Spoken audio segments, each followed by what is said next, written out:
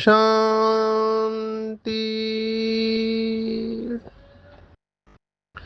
आज 28 फरवरी 2026 भारत में शनिवार है।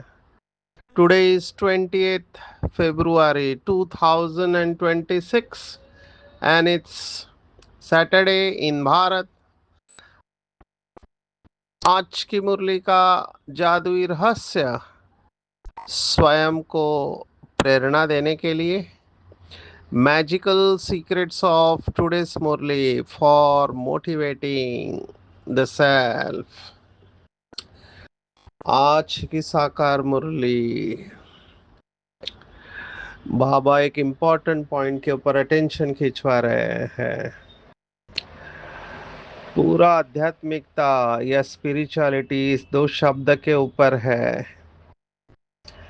आजकल के मोटिवेशनल स्पीकर भी इसके बारे में बोलने लगे हुए हैं और वो दो शब्द है जागना और सोना। वैसे भी भक्ति मार्ग में जागरण का महत्व है, लेकिन उन्होंने विचारों ने स्थूल उठा लिया है और बात सूक्ष्म की है। जिन भी बाबा के बच्चों ने श्रीमद् भगवत गीता पढ़ी है, उन्हें ये जागने सोने के ऊपर तुरंत दूसरे अध्याय का 69वां श्लोक याद आएगा। 69th verse of the second chapter Sankhya Yoga. या निशा सर्वभूतानां तस्याम जागर्ति संयमे यस्याम जागृति भूतानि सा निशा पश्यतो मुने। बहुत सुंदर श्लोक है। उसका भाव ये है कि जो सभी के लिए रात्रि के समान है, वो योगियों के लिए दिन है। और जिस नाशवान सांसारिक सुख की प्राप्ति में सब प्राणी जागते हैं, वो योगियों के लिए रात्रि के समान है। तो ये जागना और सोना ये दिन और रात की बात नहीं है, ये चेतना की अवस्था है। योगी सदैव जागृत रहते हैं, वो कभी भी सोते नहीं है। शायद निद्राजीत शब्द का अर्थ यही है, ना कि वो स्थूल निद्रा का त्याग करना। देखो, स्थूल निद्रा आवश्यक है, क्योंकि स्थूल निद्रा में बॉडी का रिपेयर होता है। अंदर से बॉडी में जो भी जख्म पड़े हुए हैं, वो बॉडी पूरा रिपेयर होती है। किसी को भोजन नहीं मिला तो चलेगा, लेकिन अगर उसे नींद नहीं मिली तो बहुत तकलीफ हो सकती है, मानसिक बीमारियां होती है। जैसे जैसे उम्र बढ़ती है, नींद कम होने लगती है, क्योंकि बहुत कुछ भरा हुआ रहता है। बहुत कुछ भरा हुआ रहता है, इसलिए सोते कम है। बच्चे सबसे ज्यादा सोते हैं, आपने देखा होगा। जिसका अभी अभी जन्म हुआ है, छोटे बच्चे सबसे ज्यादा सोते हैं, और जिनकी उम्र ज्यादा हो गई वो कम सोते हैं। मेरे पास ऐसे भी बच्चे हैं बाबा के, जिनको नींद ही नहीं आती है। माना ये निद्रा नाश की बहुत, क्या कहे, शब्द नहीं है। ये बीमारी ऐसे है, अभी उनकी बहुत कम नींद है। कई लोगों की बचपन से ही नींद कम होती है। कई लोगों को 4 घंटे में ही वो फ्रेश हो जाते हैं, यंग एज में भी। अभी बहुत काल का वो अभ्यास रहता है।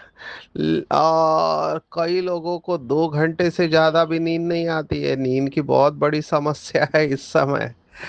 नींद की समस्या दोनों प्रकार से है, या तो बिल्कुल नहीं आना, कम आना, या बहुत नींद आना। बहुत नींद आने वाले भी है। अभी ये बहुत बड़ा सब्जेक्ट है। आज का सब्जेक्ट जागने और सोने के ऊपर है। तो मैं इन बातों को थोड़ा टच करता हूँ। क्यों? क्योंकि पुरुषार्थ के साथ ये कनेक्टेड है। ऐसे भी बाबा के बच्चे देखे जो उल्टा नशे में आ जाते हैं और वो सोचते हैं कि हम रात भर जाग के योग करेंगे। अभी ये अच्छा है कि आपको नशा है कि रात भर जाग के योग करना है, लेकिन ये देखना चाहिए, अपनी कैपेसिटी देखो, अपना शरीर देखो। हर एक की ये कैपेसिटी नहीं होनी है। और मैं इस बात को मानता हूं कि धीरे धीरे करके अपनी कैपेसिटी को बढ़ाना होता है। एकदम भावना में आके ऐसा कभी नहीं करना है। क्योंकि हमारे पास केसेस है कि भावना में आके लंबे दिनों तक सोए नहीं है, तो फिर ब्रेन के ऊपर उल्टा असर पड़ सकता है। यह हम हमेशा ध्यान में रखें, ये शरीर बहुत वैल्यूएबल है। इस शरीर का ख्याल रखना है, क्योंकि सभी साधना सभी सुख इस शरीर के साथ है। तो शरीर को आलसी नहीं बनाना है, लेकिन टू मच स्ट्रेस में भी नहीं डालना चाहिए, बैलेंस में चलना चाहिए। वो बैलेंस हर एक को देखना है, क्योंकि हर एक की रिक्वायरमेंट अलग है नींद की। जितना जो आत्मा जगी हुई रहेगी, अभी ये भी बात सच है, अगर आपका योग अच्छा है तो इसमें कोई भी दो राय नहीं है कि आपकी नींद कम होते जाएगी। और जागना और सोना एक समान होगा, जैसे ब्रह्मा बाबा का था। और शास्त्रों ने इसे एक्नॉलेज किया हुआ है। शास्त्रों में अर्जुन के जो नाम है उसमें एक नाम है गुड़ाकेश। अभी गुड़ा ये संस्कृत शब्द है, इसके बहुत सारे अर्थ है। गुड़ा माना घुंघराले बालों वाला भी होता है, और गुड़ा माना निद्रा भी होता है। तो निद्रा का जो स्वामी है वो अर्जुन है, और ब्रह्मा बाबा की ये अवस्था थी। लेकिन उसके लिए बहुत हाई योग की स्टेज चाहिए। ब्रह्मा बाबा ने किया, इसलिए हमको भी नहीं करना चाहिए। अभी कई मुरलियों में बाबा कहता है कि तुमको रात को जाग के योग करना चाहिए। उस समय उसका अर्थ आप क्या निकालते हो? रात भर जागना और फिर दिन भर काम करना, तो डेफिनेटली आपका अगर योग अच्छा नहीं है, आपके शरीर के अंदर कैपेसिटी नहीं है, तो आपके ऊपर असर आएगा। बाबा ने तो यहाँ तक कहा हुआ है कि आगे चलकर अगर आपकी अशरीरी अवस्था अच्छी है, तो 1 मिनट की अशरीरी अवस्था, अभी कई लोग अशरीरी अवस्था को समझ भी नहीं पाते हैं। वो समझते थोड़ा हम डिटैच हो गए तो अशरीरी हो गए। ऐसा नहीं है। अशरीरी अवस्था में परसेंटेज हो सकती है, लेकिन फुल बॉडीलेस। माना बाबा ने एक मुरली में, ये बिंदु रूप की मुरली आपको पढ़नी चाहिए। बाबा ने कहा चलते फिरते ऐसे अनुभव होगा कि शरीर अलग है, मैं अलग हूँ, चलते फिरते बात करते भी। तो फुल बॉडीलेस स्टेज में पूरी रूप से बॉडी भूली हुई रहती है। देखो शास्त्रों में क्या वर्णन है, बहुत सुंदर वर्णन है। शास्त्रों में भी बॉडीलेस स्टेज का वर्णन है। शास्त्रों का शब्द है विधेयी अवस्था। ये जनक के साथ शब्द जाता है, विदेही जनक, ये शास्त्रों का शब्द है। लेकिन सन्यासियों ने इसका वर्णन देखो कैसे किया है, कि अगर कोई योगी विदेही अवस्था में बैठा है, तो नॉर्मली जो गिद्ध होते हैं, माना जो डेड बॉडी खाने वाले होते हैं, ईगल या गिद्ध बोलते हैं, या मराठी में गिदाड़ बोलते हैं, तो ये जिंदा लाश को कभी भी चोंच नहीं मारेंगे, क्योंकि जिंदा व्यक्ति को, लेकिन ये लाश को, माना डेड बॉडी को ही चोंच मारते हैं। और ये योगी अगर विधेयी अवस्था में है तो गिद्ध आके उसे चोंच मारते हैं, क्योंकि वो समझते ये मर चुका है। तो ये बॉडीलेस स्टेज है। और अगर ऐसी अवस्था है, तो बाबा ने कहा 1 मिनट की अशरीरी अवस्था 1 घंटे का आराम दिलाएंगी। और अगर आप 5-6 मिनट अशरीरी अवस्था में गए, तो पूरा बॉडी रिकवर हो जाएगा। पूरा बॉडी, आपकी नींद पूरी हो गई, कोई जरूरत नहीं नींद की। लेकिन ये बहुत उच्च अवस्था है, बहुत उच्च अवस्था है। इसलिए अपनी कैपेसिटी को देखना चाहिए। नहीं तो हमारे पास ऐसे भी केस है, रात रात भर जागकर लंबे समय तक योग किया तो डिप्रेशन में चले गए। एक और बीमारी है जिसमें लोगों को नींद नहीं आती और बहुत नशा रहता है। इसको हम मेडिकल भाषा में कहते हैं मैनिया। ये मैनिया मानसिक बीमारी है, ये लोग सोते नहीं है। एक आत्मा कहने लगी ब्रह्मा संपूर्ण हुए, मम्मा भी संपूर्ण हुए, दादी भी संपूर्ण हो गए, अभी मैं भी संपूर्ण बनूंगा 3 दिन के अंदर।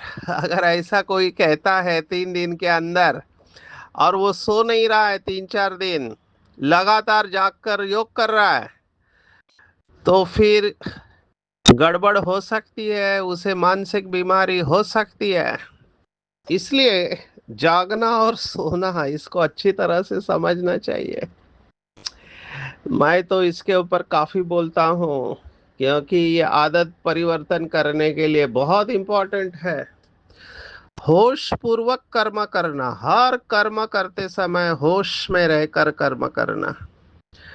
अभी वो ये बातें स्थूल चीजों के लिए उठाते हैं, जैसे अभी शिवरात्रि हुई तो शिवरात्रि के दिन वो जागते हैं, होल रात जागेंगे, कहेंगे इस दिन ऊर्जा बहुत अच्छी उठती है।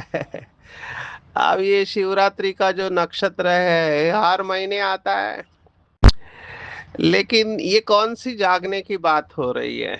तो ये जागने की बात है या आत्मा की ज्योति जगाने की बात है? और आत्मा अगर जागृत अवस्था में है तो मैं इसे ऐसे बताता हूँ, दो तरीके से बताता हूँ। अंग्रेजी में हम इसको शब्द इस्तेमाल करते हैं सेल्फ अवेयरनेस। अगर आप अवेयर है, जागृत है, हर क्षण अगर आप जागृत है, तो अच्छे योगी का ये लक्षण होता है कि वो हर क्षण जागृत रहता है। तो जागृत अवस्था में आपको सब कुछ पता चलता है। एक, आपको पता चलता है आपके शरीर में क्या हो रहा है।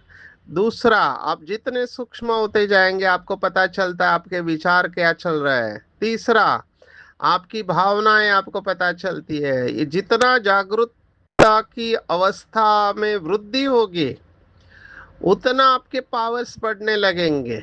फिर आप जागरूकता की उच्च चेतना में जाओगे, जिसे किसी ने कहा सुप्रा कॉन्शियस। सुप्रा कॉन्शियस ये शब्द एक योगी ने दिया, अरविंदो ने दिया सुप्रा कॉन्शियस। और उन्होंने कहा कि भारत में ऐसी आत्माएं उतरने वाली है जो सुप्रा कॉन्शियस होगी। इवन हमारे संत ज्ञानेश्वर, इन्होंने भी ये बात वर्णन की हुई है। लास्ट में उन्होंने परमात्मा से प्रसाद मांगा है, विश्वात्मक परमात्मा से उन्होंने प्रसाद मांगा है। उसमें उन्होंने ये बताया हुआ है कि ऐसी आत्माएं इस पृथ्वी पर अवतरित हो गए। अभी ये कौन होंगे? ये बाबा के योगी बच्चे होंगे। बाबा ने भी मुरली में इस बात को बताया कि लास्ट में ये लोग रिसर्च करने वाले, ये कौन है जो सुबह सुबह आकाश में घूम रहे होते हैं। अभी तो इन लोग को लगता है कि ये एलियंस है, एलियंस माना परग्रह निवासी है। अभी बात बिल्कुल ठीक है, क्योंकि सूक्ष्म वतन एक प्रकार से परग्रह से भी परे है। तो साइंस आज ये मानता है कि ये परग्रह निवासी है, लेकिन बाबा ने कहा आगे चलकर इनको पता चलेगा कि ये ब्रह्मा कुमार कुमारियां है जो सूक्ष्म फरिश्ते शरीर द्वारा पूरे विश्व को सकाश दे रही है। अभी ये रिसर्च ऑन द वे है।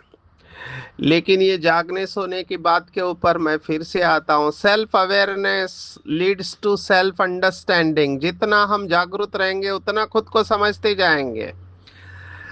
जितना सेल्फ अंडरस्टैंडिंग होगा उतना सेल्फ एक्सेप्टेंस होगा, खुद को स्वीकार करेंगे। और जितना खुद को स्वीकार करेंगे उतना खुद को सम्मान देंगे, सेल्फ रेस्पेक्ट आएगा। और जितना खुद को सम्मान देंगे उतना स्व परिवर्तन होगा। तो अवेयरनेस से शुरुआत है। योगी माना सदैव जागरूक, नींद में भी जागरूक रहता है योगी। समझो, नींद में कोई निगेटिव थॉट आ गया तो योगी उसे उधर भी पकड़ेगा कि ये थॉट कहाँ से आया, ये मेरा थॉट नहीं है, कोई और भेज रहा है। या एक्सीडेंटली मैं किसी बादल के साथ टच हो गया हूँ, ये योगियों को तुरंत पता चलेगा और वो इसे रिजेक्ट कर देंगे।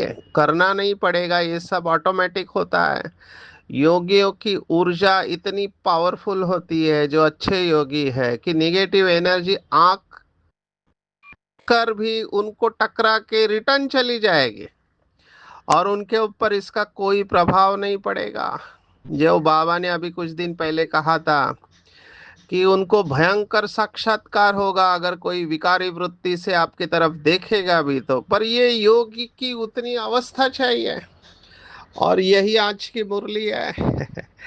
इतना सब बैकग्राउंड देने का कारण ये है कि भगवान के बच्चे हम अपने आप को कहते हैं। भगवान जो पूरी दुनिया का माता पिता है, जो पूरी दुनिया का माता पिता है, उसके बच्चे कैसे होने चाहिए। अभी कुछ दिन पहले बाबा ने कहा था कि सच्चे ब्राह्मणों का लक्षण बाबा ने बताया था। अगर हम ईश्वरीय संप्रदाय है, जैसे आज का शब्द है ईश्वरीय संप्रदाय, तो हम सदा जागे हुए, और जागा हुआ व्यक्ति कभी भी टकराव में आ ही नहीं सकता। अगर टकराव में आया है मतलब वो उस समय सोया हुआ है। ये सब पाप कर्मा बेहोशी के हालत में होते हैं, आप होश के हालत में कर ही नहीं सकते हैं। कितना भी कोई अपने को सिद्ध करे, नहीं मैं होश पूर्वक बोल रहा हूं, तो समझना चाहिए कि वो अपने को सिद्ध कर रहा है। इसके ऊपर चिंतन करेंगे, क्योंकि अगर आप सोल कॉन्शियस है, बाबा की याद में है, तो ऐसा हो ही नहीं सकता कि टकराव हो। देखो ये बात मुझे बहुत इंपॉर्टेंट लगती है, मैं कई दिनों से कह रहा हूँ। ये फरवरी मास की अव्यक्त इशारे की पॉइंट एकता और विश्वास के ऊपर है।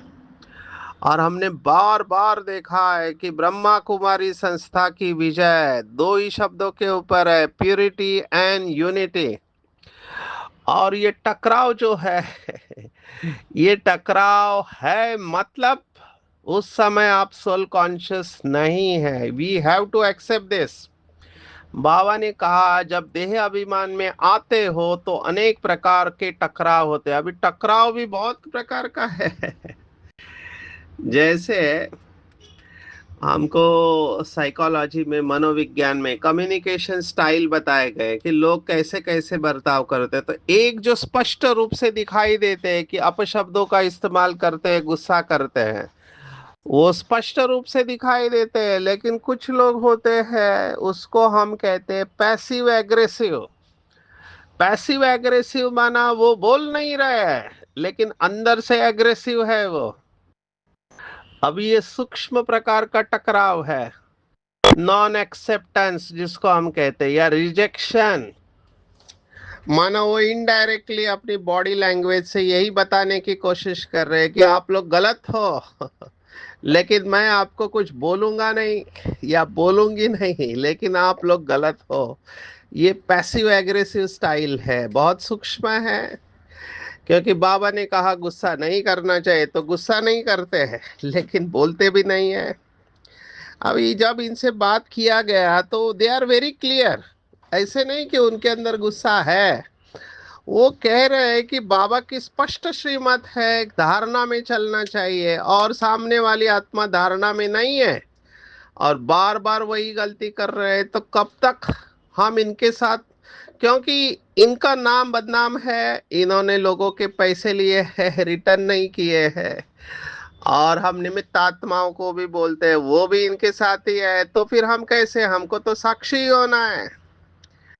तो ये शायद पैसिव एग्रेसिव नहीं है, ये समझदार आत्माएं हैं। लेकिन मैंने उनको एक ही प्रश्न पूछा, चलो ठीक है, ये आपका डिसीजन है, आप टकराव में नहीं आते, माना झगड़ा नहीं कर रहे, लेकिन क्या आपकी शुभ भावना है।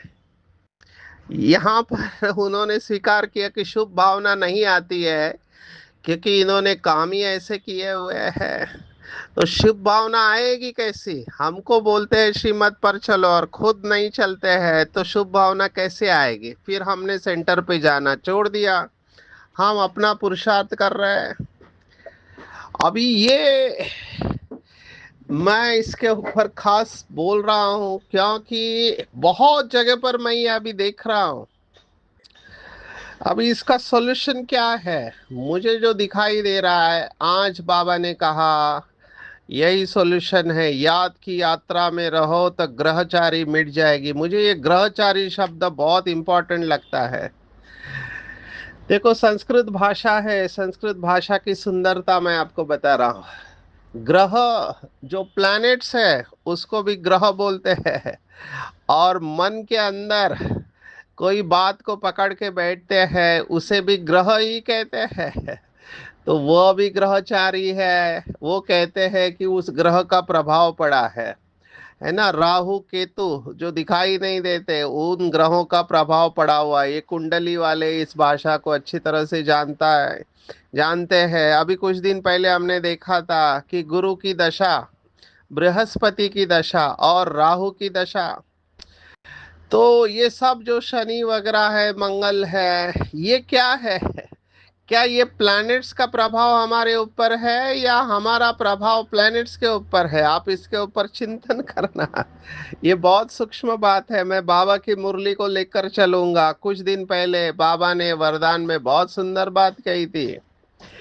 जैसे ग्रहण लगता है ना। तो सूर्य को ग्रहण लगा है तो उस समय कहते देखना नहीं चाहिए उसको, क्योंकि देखेंगे तो उसका असर आएगा। आजकल की साइंस की भाषा से उसमें से निकलने वाले बहुत अति नील किरणें या जो भी अल्ट्रावायलेट या जो भी इंफ्रारेड, मुझे नहीं पता एग्जैक्टली कौन सी किरणें हैं, लेकिन ये किरणें जो आती है ये हमको तकलीफ दे सकती है। तो आजकल कुछ स्पेशल लेंस से देखते हैं। पहले के ज़माने में शायद ये नहीं था, तो कहते थे देखना ही नहीं है ग्रहण को।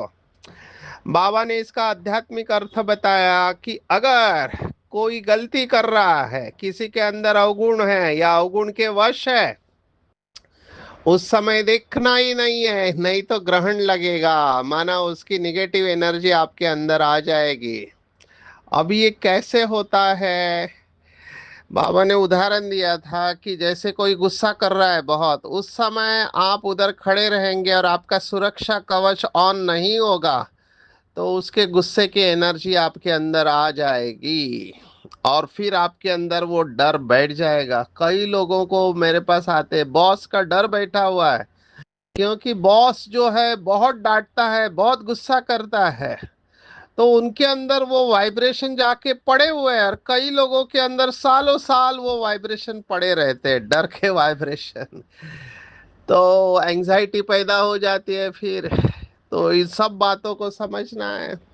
अभी इसका एक ही सॉल्यूशन है, जितना हम मेडिटेशन में इन सब आत्माओं को माफ करेंगे और वो जो निगेटिव एनर्जी हमारे अंदर पड़ी हुई है उसको रिलीज करना है। इसके टेक्निक है बहुत सारे, आजकल टेक्निक है, ईएफटी नाम का टेक्निक है, इमोशनल फ्रीडम टेक्निक। तो वो कई जगह पे शरीर के ऊपर टैप करते हैं और साथ में संकल्प देते हैं, और संकल्प के साथ वो एनर्जी रिलीज हो जाती है जो शरीर में पड़ी हुई रहती है। ये एनर्जी हम शरीर में कई स्थानों पर पकड़ के रखते हैं। जिनको सिर दर्द होता है उन्होंने सिर में पकड़ के बैठी है, जिनको छाती में धड़धड़ होता है या पेट में बटरफ्लाई बोलते हैं हम, कुछ गुड़गुड़ होता रहता है, वो पेट में जाती है, छाती में जाती है, हाथ पैर में जाती है, बैक में जाती है। ये सब एनर्जी हमने पकड़ के बैठे हुए हैं, इन सब को रिलीज करना है। हम इनको कहते हैं इमोशनल ब्लॉकेजेस। ये इमोशनल बॉडी में ब्लॉकेजेस पड़े हुए रहते हैं, इन सब को साफ करना है, नहीं तो भारी रहेंगे और बार बार टकराव में आते रहेंगे। तो टकराव के ऊपर चिंतन करेंगे। देखो, दो बातें, एक, मुझे निर्विघ्न रहना है और सेंटर को भी निर्विघ्न बनाना है। मैं कहीं पर भी विघ्न में नहीं आओ। बाबा ने कहा माया एकदम बेहोश कर देती है, लड़ाई का मैदान है ना। कभी माया का जोर हो जाता है, कभी ईश्वरीय संतान का जोर हो जाता है। कभी कभी सर्विस बड़ी अच्छी तेजी से चलती है, कभी कभी कहाँ बच्चों में माया के विघ्न पड़ जाते हैं। तो उतराव चढ़ाव तो होता ही रहता है। लक्ष्मण के लिए है ना, लक्ष्मण को मूर्छित कर दिया। इसलिए कुंभकर्ण की नींद से अभी हमको जागना है। दुनिया वाले सोए हैं, समझ सकते हैं, बाबा के बच्चे सो नहीं सकते। हमको तो बड़ा नशा चाहिए कि स्वयं क्रिएटर, डायरेक्टर और मुख्य एक्टर हम है। बाबा ने देखो आज क्या कहा, अगर पार्टधारी एक्टर्स होते हुए भी ड्रामा के क्रिएटर, डायरेक्टर और आदि मध्य अंत को नहीं जान सकते तो वो फर्स्ट क्लास बेसमझ है। बेसमझ है, लेकिन कैसे? फर्स्ट क्लास बेसमझ, ये भगवान के शब्द है, हम नहीं इस्तेमाल कर सकते। बाबा को अथॉरिटी है, किसी को ऐसा बोलना ही नहीं है कि आप बेसमझ हो। बहुत संभाल के शब्दों का इस्तेमाल करना चाहिए, ये भगवान कह सकता है, क्योंकि माता पिता को अथॉरिटी होती है अपने बच्चों को बोलने की। आजकल तो वो भी नहीं कर सकते हैं। वो गाजियाबाद का केस अभी सुना तो सभी माता पिता भी डर गए। गाजियाबाद ने एक पिता ने अपनी 3 बच्चियों को कहा मोबाइल में घुसे रहते हो, बंद करो मोबाइल। उनका मोबाइल छीन लिया तो वो तीनों बच्चियों ने 9वें माले में से जंप मारकर आत्महत्या कर ली। सोचो, माँ बाप के अंदर कितना डर है, अभी बोल भी नहीं सकते हैं कुछ, क्योंकि कब कौन सा बच्चा क्या करेगा हमको नहीं पता। इसलिए बहुत शांति से चलना चाहिए, बहुत प्यार से चलना चाहिए।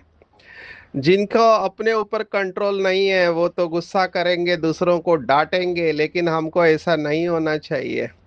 जागरूक रहना चाहिए। इसलिए बेहोशी में नहीं है, जागने सोने की पॉइंट बहुत इंपॉर्टेंट है। हर वक्त हर कर्म करते समय हमें जागरूक रहना चाहिए। पानी भी पी रहे तो जागरूक अवस्था में पिए, भोजन भी जागरूक अवस्था में, सोते हैं तो भी जागरूक अवस्था में कि शरीर सो रहा है लेकिन मैं जागरूक अवस्था में हूँ।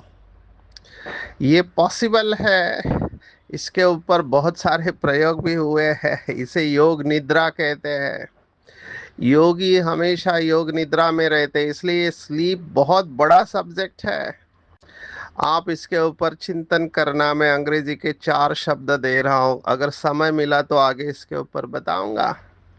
वो कहते हैं पहली स्टेज है अनकॉन्शियस इनकॉम्पिटेंस, सेकंड है कॉन्शियस इनकॉम्पिटेंस, थर्ड है कॉन्शियस कॉम्पिटेंस और लास्ट है अनकॉन्शियस कॉम्पिटेंस। तो अनकॉन्शियस इनकॉम्पिटेंस से अनकॉन्शियस कॉम्पिटेंस की स्टेज पर पहुंचना है। माना संपूर्ण बेहोशी से संपूर्ण जागृत अवस्था की तरफ की यात्रा है। हम इसका उदाहरण के साथ आगे कभी देखेंगे। आज के दिन केवल इतना अटेंशन रखेंगे कि सुबह से रात तक, अमृत वेले से रात तक और नींद में भी होश में रहकर कर्म करना या जागृत अवस्था में रह के कर्म करना, ये कैसे संभव है? शास्त्रों में इसके ऊपर कहानियां लिखी हुई है, आप इसके ऊपर चिंतन करेंगे। जहाँ पवित्रता है वहाँ सुख शांति नेचुरल अनुभव होगी। अगर किसी भी कारणवश सुख शांति का अनुभव नेचुरल नहीं होता है तो समझने का कि हमने पवित्रता को गवा दिया है परसेंटेज में। ऐसा नहीं विकार में गए, लेकिन परसेंटेज में भी अगर पवित्रता नहीं है तो सदा सुख शांति की जो अनुभूति है वो नहीं होगी, और जो 21 जन्मों की राजाई वो नहीं प्राप्त कर पाएंगे। इसलिए इस फाउंडेशन को कभी भी कमजोर नहीं करना है। ये जब होगा तभी लास्ट सो फास्ट और फर्स्ट आएंगे, चाहे कुछ भी हो जाए। बाबा ने देखो क्या कहा, चाहे व्यक्ति, चाहे प्रकृति, चाहे परिस्थिति कितना भी हिलाए, लेकिन धरत पर ये धर्म न छोड़िए। बाबा के महावाक्य मैं सुनाना चाहूंगा कि पवित्रता के लिए अगर मरना पड़े तो मर जाना चाहिए। शिव बाबा कहाँ तक गया है देखो। पवित्रता के लिए मरना पड़े तो मर जाना चाहिए। व्यर्थ संकल्प भी अपवित्रता है, तो व्यर्थ से भी इनोसेंट बनना है, तभी हम सच्चे सच्चे सेंट बन जाएंगे। और बाबा चाहता है कि बाबा के बच्चे एक रस स्थिति में रहे। क्या क्या शब्द दिए, एक एक शब्द बहुत गहरा है, आप इसके ऊपर चिंतन करेंगे। आसनदारी, एकांतवासी, अशरीरी, एकता के स्थापक, स्थापना करने वाले एकता की, इकोनॉमी, इकोनॉमी, एक दो के विचारों को समझ सम्मान दे, एक दो को इशारा दे, लेन देन कर, आपस में संगठन शक्ति का स्वरूप प्रत्यक्ष करो। और ये संगठन के एकता की शक्ति सारे ब्राह्मण परिवार को संगठन में लाने के निमित्त बनेगी। आज की पूरी मुरली में टेक होम है कि स्वयं भगवान ज्ञान सूर्य बाप हमें मिला है, अज्ञान नींद से जगाया है। जैसे सूर्य आता है तो लोग उठ जाते हैं, तो ज्ञान सूर्य अज्ञान रात्रि में हमको जगा रहा है, तो हम जगे हैं तो दूसरों को भी हम जगाएंगे। देह अभिमान होगा तो टकराव होते रहेंगे, माया की ग्रहचारी बैठेगी। इसलिए देही अभिमानी बनने का अभ्यास करना है। सर्विस में लग जाएंगे तो व्यर्थ और निगेटिव नहीं आएगा। याद की यात्रा में रहेंगे तो सभी ग्रहचारी जो बैठे हैं, पूर्व ग्रह, एक दूसरे के प्रति पूर्व ग्रह, वो सब निकल जाएंगे।